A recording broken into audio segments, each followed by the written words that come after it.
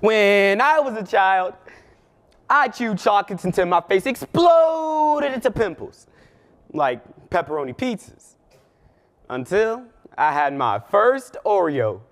Well, I would swallow them whole, the other kids would twist them apart, licking the white cream before discarding the brown shells. They said the white part just tastes better. You want me to be a particular kind of black, don't you? Not the threatening kind, not the boys arguing on the bus kind, not the angry woman going off at Walmart. We have it all. A wide variety of food, people.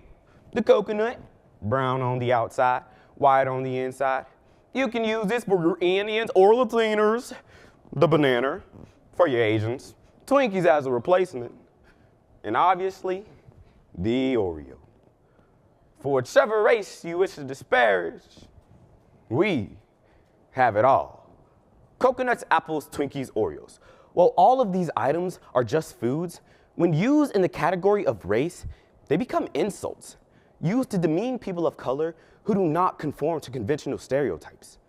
When we use these metaphors in our communities, we effectively tell each other that we are not good enough, or that we don't fit in. I'm watching a group of black kids have a conversation when a girl asks me how I feel about Waka Flocka. What is that, I ask. The table goes silent. The girl shakes her head and goes, "Oh, sorry, I forgot that you're an Oreo." A black person accused of betraying their race by acting too white. Branded Oreo because they're black on the outside and white on the inside.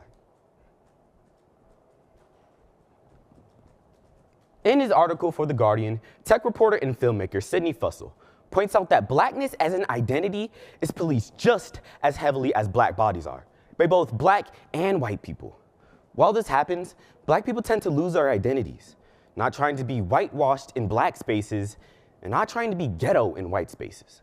So, through the works, the poetry, Black Like by Javon Mays, Oreo by Tucker Bryant, Team Light Skin by Huda Dillo, Tila Almond, and Bakai Davis, To Zero Racism by Colin Emmons, the prose, How to Be Black by Barrington A. Thurston, You Are Black Friend by Ben Passmore, America's Favorite Cookie by Cameron Goodwin, the drama, Black Comedians on Being Black by Comedy Central, and the article, Digesting Foods as Racial Metaphors by Devin Parikh. A program, reclaiming the metaphor of foods because I should not have to change the way I act to make my race more palatable to you. White people can be white all day, but black people cannot be black all day. Society don't play that. Like, I remember this one time, I was eating fried chicken in public, and this black guy came up to me and was like, "Really? You're gonna eat fried chicken right now? In front of these white people?" And I was so embarrassed because, are you really gonna chicken shame me in front of these white people? Like, white people would never do that to each other. They'd never be like, "Really? You're gonna eat hummus right now? In front of these black people?" That girl wasn't the first person to deem me unfit for my race. A couple of years back, my mom had company over. And when my playlist shuffled to Bad Romance, my mom's friends complained about my cracker music. One friend shook her head and said, "Is that crazy Hefner? What the meat dress? Why y'all listen to this white people stuff?" And she said it as if I were something to be ashamed of. She called me an Oreo because I was the first shade of brown that hadn't been served to her in a Starbucks coffee cup.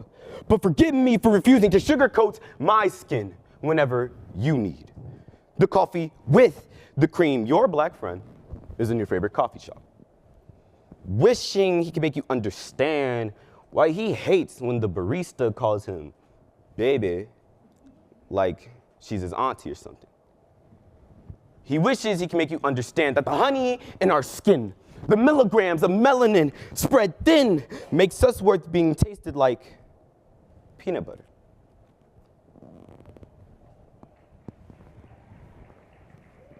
If you tear half of the label off a peanut butter jar, two things happen. Number one, the contents of the jar are still the contents of the jar. Number two, a half-labeled jar is still a labeled jar. For the longest time, I thought I've been meeting the minimum requirements of the black community. Not being able to swim, watching every Tyler Perry movie, and running on colored people's time. But maybe it isn't that simple. Maybe I've been walking a gray line instead of a black one, so why do we feel the need to put groups of people into distinct categories? Henry Tejeffel, a prominent social psychologist, states that this is because of social identity theory, which states that someone's social identity gives them a sense of dignity. Therefore, they subconsciously develop an us versus them mentality. While terms as coconuts and Oreos are used, they are implying that someone has fallen out of the social category they associate themselves with, and that they don't fit in anywhere. I'm pondering this while I'm riding with my boss, a criminal defense lawyer.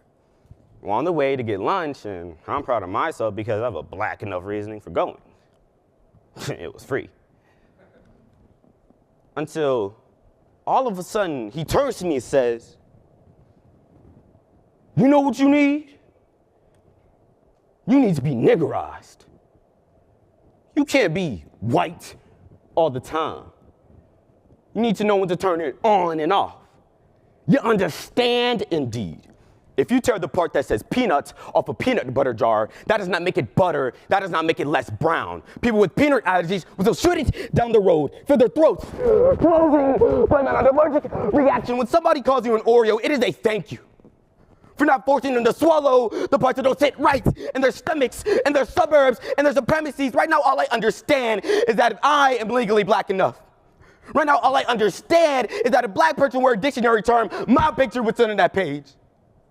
Right now, all I understand is that when I walk down the road, people clutch their purses and lock their car doors because I am black.